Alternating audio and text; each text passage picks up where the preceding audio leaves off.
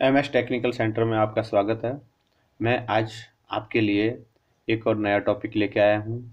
इससे पहले मैंने फ्यूल ऑयल सिस्टम के बारे में बताया था, जिसके अंदर मैंने दो वाल्व लगाए जाते हैं, रेगुलेटिंग वाल्व और रिलीफ वाल्व। उसके बारे में मैंने नहीं बताया था। आज मैं आपको रेगुलेटिंग वाल्व और रिलीफ वाल्व के बारे में बताने वाला हूँ और किस तरीके से ये कार्य करता है। तो हम शुरुआत करते हैं। देखिए,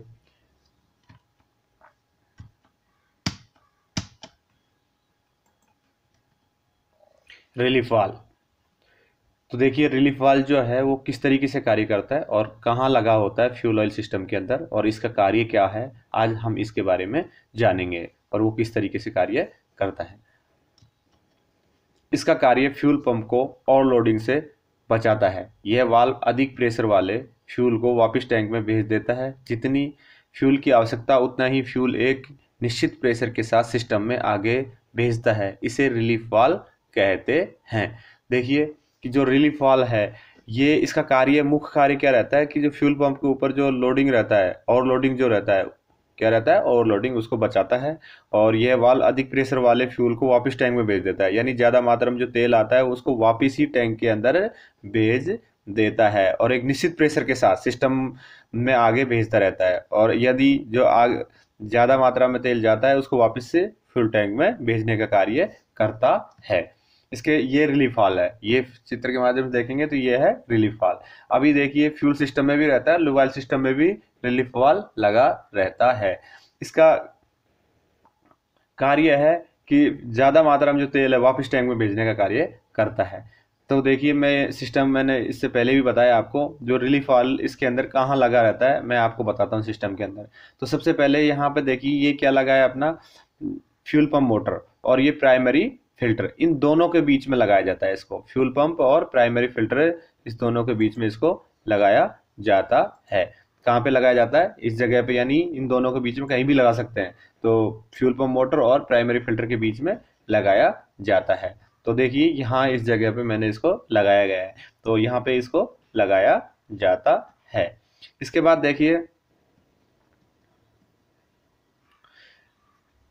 रेगुलेटिंग वाल्व। ये रेगुलेटिंग वाल्व है, ये इस जगह पे लगाया जाता है। जो इससे क्या है कि डैशबोर्ड के अंदर जो फ्यूल ऑयल का प्रेशर बताया जाता है वो इसी के माध्यम से बताया जाता है। इसका कार्य क्या रहता है? रेगुलेटिंग वाल्व का कार्य क्या रहता है कि फ्यूल ऑयल सिस्टम के अंदर जो फ्यूल का प्रेशर है उसको बनाए रखे, उसका कार्य, इसका कार्य रहता है। और ज़्यादा मात्रा में तेल है, इसका वो वापस टैंक में भेज देता है। तो हम देखिए, regulating valve, fuel oil regulating valve का कार्य होता है कि सिस्टम के अंदर एक निश्चित प्रेशर को बनाए रखना तथा अधिक प्रेशर वाले फ्यूल को वापस टैंक में भेज देता है। ये रेगुलेटिंग वाल्व है। क्या है? रेगुलेटिंग वाल्व है। देखिए दोस्तों, इसके अंदर क्या किया जाता है, इसकी सेटिंग की जाती है। ये नहीं, रिलीफ वाल्व या रेगुलेटिंग वाल्व दोनों की सेटिंग सेम ही रहती है। बस इनका प्रेशर जो है, इंजन की निर्माता जो कंपनी होती है वो अलग अलग हिसाब से सेट करती हैं कि इतने में कितने फ्यूल की आवश्यकता होती है उस हिसाब से। लेकिन ज़्यादातर ये बड़े इंजनों में लगाए जाते हैं, जैसे जहाज़ की इंजन है, रेलवे इंजन है, या फिर ये भी। तो अलग अलग जो कंपनी है उसके हिसाब से बनाती है, लेकिन बड़े इंजनों में ज़्यादातर इसका उपयोग किया जाता है। जहाँ पर उसका लोड ज़्यादा होता है, ज़्यादा लोड खींचता हो इंजन, तो उसके अंदर ही इसका उपयोग किया जाता है। तो यहाँ पे क्या है, ये एक नट रहता है। क्या रहता है? नट। इसको क्या किया जाता है, पहले खोल दिया जाता है। इसके ऊपर एक कैप लगी रहती है, उसको खोल देते हैं। खोलने के बाद इसको क्या करते हैं, इसको खोलते हैं और इस पे स्क्रू ड्राइवर की सहायता से, यहाँ से क्या है, स्क्रू ड्राइवर की सहायता से, तो इसका जब इसको हम क्लॉकवाइज घुमाएंगे तो क्या होता है, इसका प्रेशर बढ़ाएंगे। और अपोजिट साइड खोलेंगे इसके एंटी क्लॉकवाइज तो क्या हो जाएगा, प्रेशर कम होता है। यानी इसमें एक एडजस्टेबल लेते हैं, या फिर जो भी ओपन जिसकी बनावट के हिसाब से रहता है वो इसके अंदर लगाएंगे और स्क्रू ड्राइवर की सहायता से उसको खोलेंगे। तो जब इसका हम टाइट करेंगे तो प्रेशर बढ़ेगा, और वाप खोलेंगे तो उसको प्रेशर कम होता है। इस तरीके से इसकी सेटिंग की जाती है। Heater plug. अभी देखिए, सर्दी का मौसम है, सर्दी का मौसम है, तो सर्दी के मौसम के अंदर क्या होता है कि इंजन स्टार्ट नहीं होता है। जो ठंडे प्रदेश जो होते हैं, क्या होते हैं, ठंडे प्रदेश, उसके अंदर इंजन काफ़ी रात भर गाड़ी खड़ी रहती है और स्टार्ट नहीं हो पाती है। उसके लिए क्या है, जल्दी स्टार्ट करने के लिए, इसे दूर करने के लिए हीटर प्लग का उपयोग किया गया है। तो किस तरीके से कार्य करता है देखिए, हीटर प्लग कंबशन चैम्बर में इंजेक्टर के साथ पास लगाए जाते हैं। कहाँ लगाए जाते हैं? इंजेक्टर के पास में लगाया जाता है इसको। और हीटर प्लग बैटरी द्वारा करंट प्राप्त होता है। इसको किसके द्वारा करंट प्राप्त होता है? बैटरी के द्वारा। जब इंजन स्टार्ट करना होता है तो इंजन बहुत ठंडा, जैसे बर्फीले क्षेत्र यानी ठंडे प्रदेश में इंजन ठंडा हो जाता है, तो उस समय हीटर प्लग स्विच ऑन कर देते हैं और जिससे कंबशन चैम्बर का ताप मान बढ़ जाता है। इंजन स्टार्ट करते समय इस प्लग को ऑफ कर देते हैं और बढ़े हुए तापक्रम में डीजल का स्प्रे होते हुए जल जाता है। तो जब तापक्रम बढ़ गया, जैसे स्प्रे होता है तो तुरंत वो जल जाता है। इंजन को अधिक देर तक घुमाकर गर्म करने की आवश्यकता नहीं होती है। यदि हीटर प्लग चालू कर दिया तो ज़्यादा देर तक इंजन को घुमाने की आवश्यकता नहीं होती है गर्म करने के लिए। परंतु हीटर प्लग का डीजल जलाने से कोई सीधा संबंध नहीं होता है। ये जो लास्ट की लाइन लिखी गई है, इसका क्या मतलब है ये देखेंगे कि यहाँ लिखा है हीटर प्लग का जलाने का सीधा संबंध नहीं होता है। इसका मतलब क्या है? इसका मतलब ये है कि जो इंजन है अपना कार्य करेगा, सक्शन, कंप्रेशन, पावर, एग्जॉस्ट जो काम है वो अपना करता रहेगा।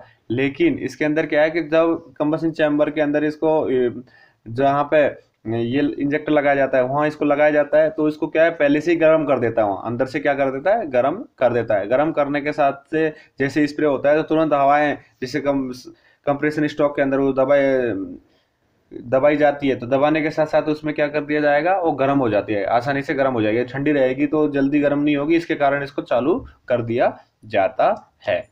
इस तरीके से ये दिखाई देता है। हीटर प्लग का है वो इस तरीके से दिखाई देता है। इसके बाद देखें टॉप डेड सेंटर। मैं मेरे पिछले वीडियो है एक इंजन का, उसके अंदर मैं आपको बता चुका हूं पहले भी, लेकिन फिर से मुझे बहुत सारे कमेंट्स आए हैं तो मैं आपको बताने वाला हूं कि ये टॉप डेड सेंटर क्या होता है। सबसे पहले पिस्टन का जो ऊपरी हिस्सा होता है उसको बोलते हैं टॉप डेड सेंटर यानी TDC। ये हिस्सा जो है पिस्टन का क्या कहलाता है? TDC। और नीचे का हिस्सा क्या बोलता है? BDC। क्या बोलता है? BDC। और इसके बाद देखिए बोर, सिलेंडर का जो व्यास होता है, सिलेंडर का व्यास यहाँ से यहाँ तक, यही क्या कहलाता है? बोर कहलाता है। और TDC से BDC के बीच की दूरी यानी जो ऊपरी हिस्सा जो है TDC, ये कौन सा है? TDC। और ये कौन सा है? BDC।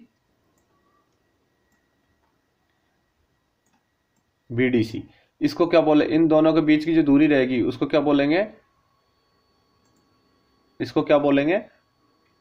स्ट्रोक बोला जाता है। अब मैं परिभाषा बताता हूँ टॉप डेड सेंटर क्या होता है। पिस्टन के अपने स्ट्रोक में सिलेंडर के ऊपरी चरम बिंदु तक जाता है, उसे हम टॉप डेड सेंटर कहते हैं। क्या बोलते हैं? Top dead centre. जो चरम बिंदु यानी जो अधिकतम जो ऊपर से ऊपर हिस्से में जाता है, जहाँ जाके पिस्टन रुक जाता है और ऊपर जाकर के और वापस नीचे आने लगता है, तो जहाँ पे वो चरम बिंदु तक लास्ट सीमा जो रहती है उस तक जाता है, उसी के बोलते हैं हम TDC बोला जाता है। Bottom dead centre. Bottom dead centre का मतलब क्या होता है? पिस्टन अपने स्ट्रोक में सिलेंडर के निचले चरम बिंदु तक जाता है, उसे बॉटम डेड सेंटर कहा जाता है। बोर, सिलेंडर का व्यास बोर कहलाता है। सिलेंडर का व्यास जो है ये क्या कहलाता है? बोर। यहाँ से और यहाँ तक की जो दूरी है ये क्या बोलाता है? बोर कहा जाता है। स्ट्रोक की परिभाषा, a definition of stroke. Stroke क्या होता है?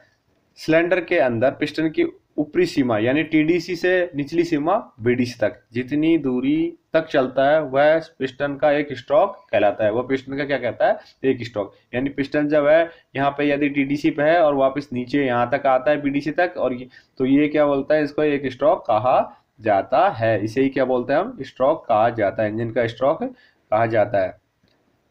Thank you all of you for watching my video. Please subscribe, share and like video. यदि मेरा वीडियो आपको पसंद आए तो कृपया ज़रूर सब्सक्राइब, शेयर और लाइक करिएगा। थैंक यू, धन्यवाद।